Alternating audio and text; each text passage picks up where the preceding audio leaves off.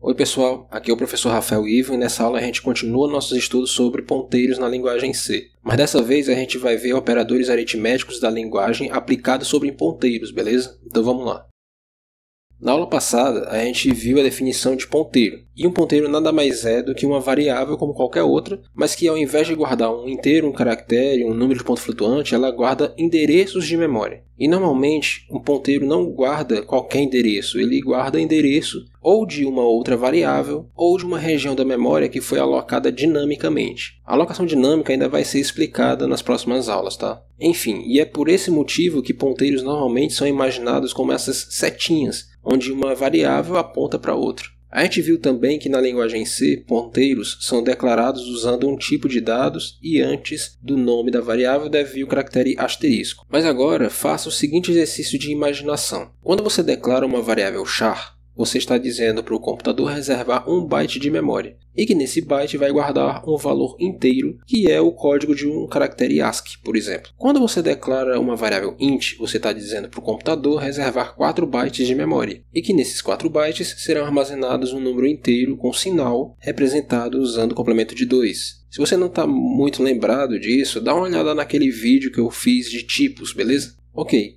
percebe que existe uma diferença muito grande entre esses dois tipos? Mas ponteiros são só endereços de memória. Não importa se ele é declarado para char asterisco ou int asterisco. Ambos ocupam 4 bytes de memória e guardam endereços. Então, para que a linguagem C diferencia um tipo de ponteiro de outro? E é justamente essa pergunta que eu vou tentar responder aqui nessa aula, certo?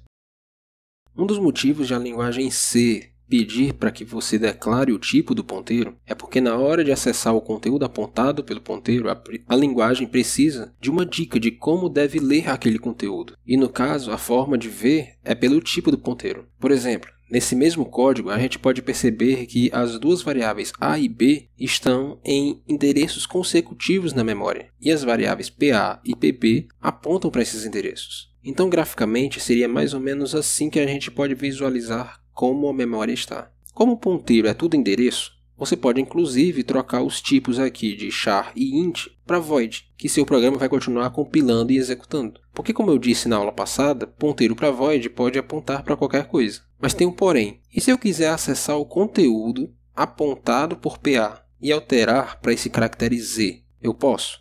Se você adicionar essa linha e compilar, vai obter esse erro aí que está aparecendo. Acontece que PA é um ponteiro para void. Teoricamente, ele poderia apontar para qualquer coisa. E se PA estivesse apontando para a variável inteira, por exemplo? Se o C não impedisse o programador de fazer isso, ele acabaria armazenando o conteúdo do código ASCII da letra Z no primeiro byte do número inteiro, e o resultado seria totalmente sem lógica. Já quando você declara um ponteiro para char e faz essa atribuição, a linguagem C tem certeza de que esse ponteiro só pode estar apontando para um espaço onde está armazenado um único caractere. Então a linguagem pode ler e escrever sem medo de estar acessando um pedaço de uma variável ou acessando mais de uma variável ao mesmo tempo, ou coisas desse tipo. Esse é um dos motivos de ter que declarar o tipo do ponteiro, mas existe outro e é bem importante que a gente vai ver agora.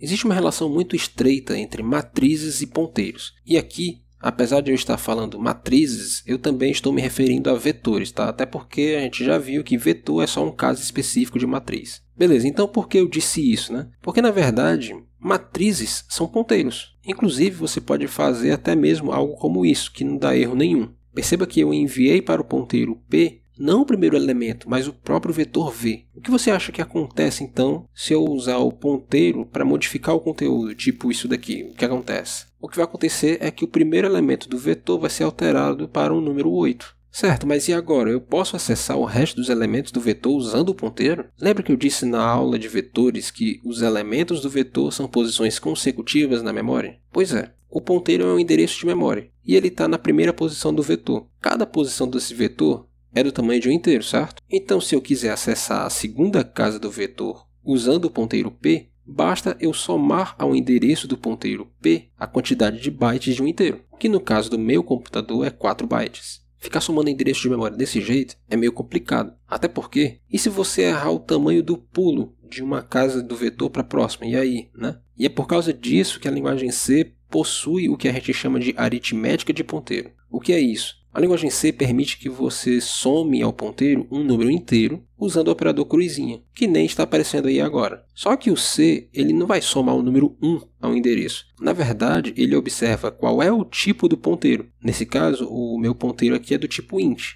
Então ele soma ao ponteiro automaticamente o tamanho de 1 int. E se eu trocar esse 1 pelo número 2? Agora o C vai somar a um endereço armazenado no ponteiro P o tamanho de 2 inteiros. E depois dessa soma, agora o ponteiro P vai estar apontando para a terceira casa do vetor. E agora eu posso simplesmente alterar essa terceira posição do mesmo jeito que eu fiz com a primeira casa. Vocês estão percebendo uma coisa com respeito a essas somas? Quando eu não somei nada, o ponteiro P acessou o primeiro elemento. Quando eu somei 2, o ponteiro P acessou o terceiro elemento do vetor. O que isso lembra, hein? Vou dar um tempinho aí para você responder. Quem disse que esses números são os índices do vetor acertou. E é exatamente isso. Na verdade, quando você coloca esses colchetes no vetor e coloca um índice n qualquer dentro, a linguagem C está usando essa aritmética de ponteiros para deslocar o ponteiro inicial do vetor n vezes para frente e assim acessar o elemento que você quer. Então esse acesso ao segundo elemento de V pode ser escrito desse outro jeito aqui e vai dar certo, só que ninguém faz isso, até porque é mais prático usar o colchete, né? Certo, agora que já vimos que dá para usar o operador de soma em ponteiros para deslocar eles sobre esses endereços de memória, existem outros operadores que podem ser usados para isso? Vamos continuar naquele nosso exemplo. A gente já viu que o operador de soma pode ser usado para somar um ponteiro com um inteiro para deslocar esse ponteiro pela memória. Dá para usar também o operador de incremento, caso você queira deslocar apenas uma única casa. E dá para usar o operador de incremento com mais valores diferentes do que 1, como esse. Do mesmo jeito, dá para fazer a subtração e assim deslocar o ponteiro para endereços menores. Decrementar ponteiros usando o operador menos menos e usando o operador menos igual. Os operadores aritméticos que não podem ser usados com ponteiros são os operadores de multiplicação, divisão e resto da divisão. Os de soma e subtração são permitidos e possuem esse comportamento que eu já falei aqui. Essa é a aritmética de ponteiros. Vamos usar agora um pouco de aritmética de ponteiro no código aqui usando strings, certo? Então eu tenho uma string comum aqui, chamada cor, o tamanho dela é 20, mas eu coloquei nela a palavra vermelho. E meu objetivo aqui é escrever essa string na tela com cada caractere separado por vírgula. Bem, é um problema fácil, eu posso fazer um laço for escrevendo um caractere por vez. Pronto, há algo de errado com esse código? Sim, a gente tem um problema aí. O problema é que eu estou passando por todos os elementos do vetor de caracteres, mas somente os 8 primeiros estão ocupados com as letras da palavra vermelho. O nono tem o caractere nulo e os demais são lixo de memória e podem ter qualquer coisa. Vou até rodar aqui para ver, né? Tá aparecendo esse monte de vírgula sozinha aí na tela. O que é isso? O laço está sim repetindo para parte desse vetor de caracteres que não possui nada. Não foi nada escrito além das letras da palavra vermelho, porque o lixo de memória aí no caso foi lido como caracteres não imprimíveis, ou seja, eles aparecem invisíveis na tela. Mas o ideal é que você não acesse esse tipo de conteúdo de jeito nenhum, certo? Ok, então vamos corrigir isso, colocando aqui no for a nossa função de calcular o tamanho da string, a função stringlen.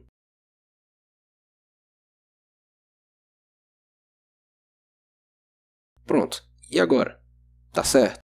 Sim, está, mas esse programa está muito mal otimizado. Por quê? Essa condição do laço ela é executada para cada vez que um caractere foi escrito. Isso significa que eu estou calculando o tamanho da string 8 vezes, uma vez para cada letra da palavra vermelho. E internamente, como vocês acham que a biblioteca string.h calcula o tamanho da string? Pois é, com um laço, né? Então, na verdade, nesse laço que a gente fez, cada repetição está executando um outro laço para calcular o tamanho da string. Aí você pensa, então eu vou criar uma variável aqui fora, guardar o tamanho antecipadamente e depois só usar esse valor nessa variável.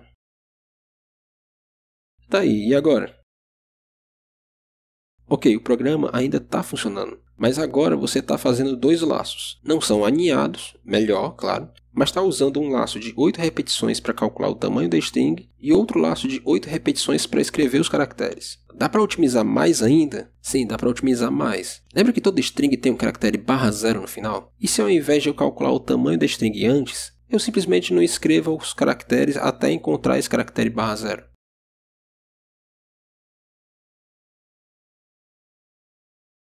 Agora sim, estamos fazendo somente um laço de 8 repetições. Mas e agora? Ainda dá para otimizar mais? Dá.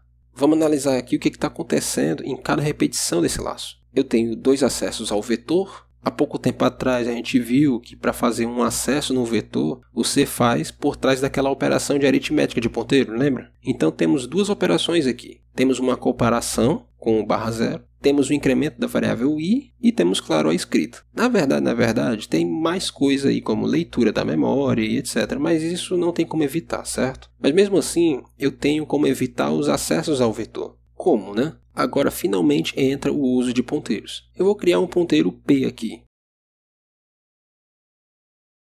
E meu laço vai fazer esse ponteiro iniciar no início do vetor cor.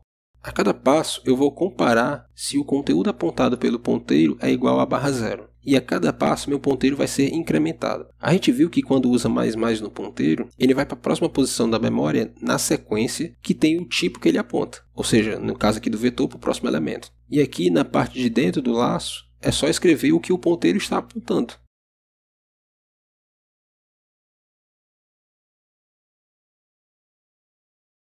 Pronto. Agora vamos fazer a contabilidade aqui. A gente tem um laço, a cada repetição eu estou fazendo uma comparação, um incremento e uma escrita. Por que eu não estou gastando mais com acesso, né? Porque o ponteiro está realmente passando por cima do vetor enquanto o laço gira. Na minha versão anterior, usando os colchetes, é como se em cada repetição eu pegasse o ponteiro do início do vetor e deslocasse ele até a posição em que eu quero acessar. E nesse caso aqui, não. E esse é um dos motivos de, durante uma otimização, programadores usarem ponteiros para varrer um vetor ao invés de usarem índices, como normalmente a gente faz. Aí você pode questionar, mas professor, no caso de uma string é fácil de saber onde parar por causa do caractere /0, né? E em outros vetores, como os vetores de inteiros, como é que a gente faz? A gente vai ver isso agora.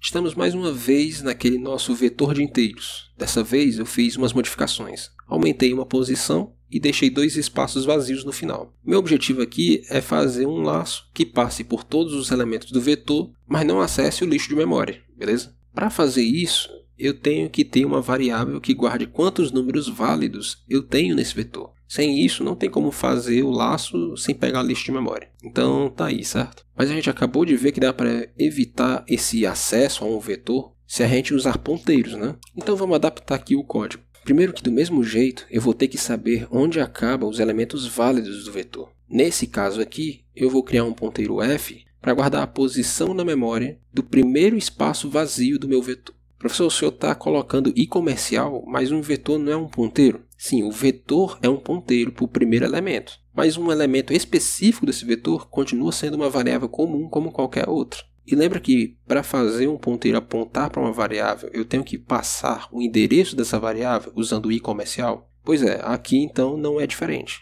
Beleza, aquela nossa variável i agora é um ponteiro. E esse ponteiro vai passar pelas posições do vetor. E para fazer isso, eu posso fazer o laço do for desse jeito. I recebe v, para começar na primeira posição, e pula de inteiro em inteiro dentro do vetor, a cada passo do laço, e vou incrementando o que o ponteiro i está apontando naquele momento. A coisa diferente aqui nesse método é a condição do laço. Eu estou comparando 2 ponteiros, coisa que eu ainda não tinha feito. Observa que isso dá certo, porque um vetor ele é alocado de forma sequencial na memória. Se ele é alocado de forma sequencial, isso significa que, por exemplo, a posição 1 do vetor tem um endereço de memória menor do que o da posição 4. Ou seja, além de poder usar operadores de soma e subtração em vetores, eu também posso usar operadores de comparação, como maior, menor, maior igual, menor igual, igualdade e diferença. Bem, gente, por hoje é só. Nessa aula eu falei mais sobre ponteiros, no caso sobre a aritmética de ponteiros e como ela pode ser explorada para você tornar o acesso a vetores mais eficiente. Na próxima aula a gente vai continuar explorando ponteiros, porque essa ferramenta permite fazer bastante coisa diferente, beleza? Então até mais.